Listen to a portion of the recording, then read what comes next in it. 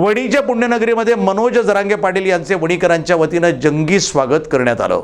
जरांगे पाटील हे सप्तशृंगी गडावर श्री सप्तशृंगीचे दर्शन घेण्यासाठी आणि पूर्वनियोजित कार्यक्रमास जात असताना वणी इथं त्यांचा स्वागत आणि सत्कार करण्यात आला आहे। वणी या ठिकाणी जरांगे पाटील यांचे आगमन होताच फटाक्यांची आतिषबाजी करण्यात आली। यावेळी जरांगे पाटील यांच्यावर पुष्पसुमनांचा वर्षाव करण्यात आला। छत्रपती शिवाजी महाराज आणि छत्रपती संभाजी महाराज यांच्या प्रतिमेस पुष्पहार अर्पण करून चौकाच्या फलकाचे अनावरण जरांगे पाटील यांच्या हस्ते करण्यात आले। यावेळी वणी बस स्थानक ते छत्रपती संभाजी महाराज चौक या ठिकाणी दुतर्फा गर्दी झाली होती। वणी शहर तसेच परिसरात सकल मराठा समाज तसेच इतर सर्वांच्या वतीने स्वागत करण्यात आले।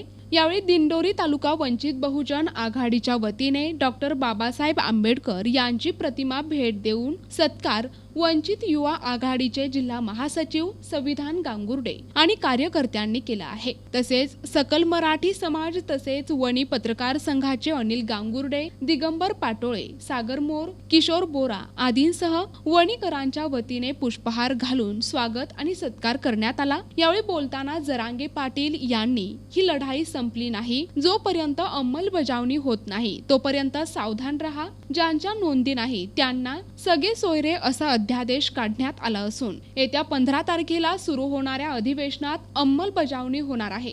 श्रीमंत ते गरीब मराठा समाजाच्या सगळ्या लेकरांचा फायदा होणार आहे। तर अंमलबजावणी व्हावी यासाठी 10 तारखेपासून आमरण उपोषणास सुरुवात करण्यात येणार आहे। जशी सुरुवातीपासून एकजूट होती तशीच शेवटपर्यंत टिकवून ठेवा असे आवाहन यावेळी मनोज जरांगे पाटील यांनी केले आहे। यावेळी दिंडोरी कृषी उत्पन्न बाजार समितीचे सभापती प्रशांत कड, तालुका अध्यक्ष बाळासाहेब घडवजे, विलास कड, विलास भवर, गंगाधर निखाडे, गणेश देशमुख, जितेंद्र शिरसाट, जमीर शेख आदींसह सकल मराठा समाज बांधवांसह सर्व समाज घटकांचे कार्यकर्ते मोठ्या संख्येने उपस्थित होते।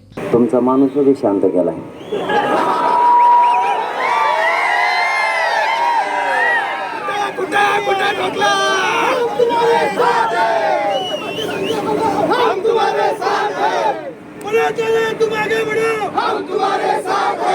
तुमचा माणूस आहे का पण ते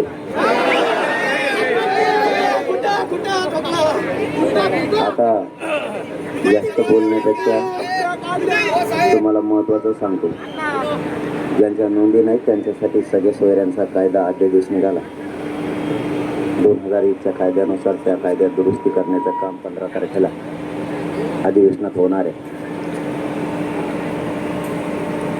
सगळ्या सोयऱ्यांचा अध्यादेशाचं रूपांतर आता कायद्यात होणार आहे। कायद्याचं रूपांतर अंमलबजावणीत होणार आहे। श्रीमंत मराठ्यांपासून गरीब मराठ्यांपर्यंत आणि नोकरदार मराठ्यांपासून शेतकरी मराठ्यांपर्यंत सगळ्यांच्या लेकरांचं कल्याण याच्यात होणार आहे। कारण जो आपला नोकऱ्यातला टक्का आणि शिक्षणातला टक्का कमी झाला आहे तो आता थोड्या दिवसात वाढणार आहे।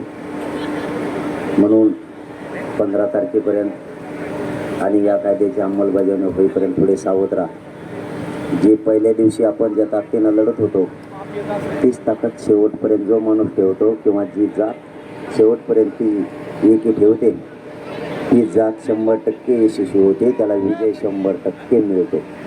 म्हणून पहिल्या दिवसाची जी आपली एकी होती ती शेवटपर्यंत राहू द्या। 10 तारखेला आपण आमरण उपोषण उभा केलं। आपण आमरण उपोषण 10 तारखेला त्या कायद्याची अंमलबजावणी व्हावी म्हणून पुकारलं। प्रतिनिधी दिगंबर पाटोळे, NTV न्यूज मराठी, वणी, नाशिक।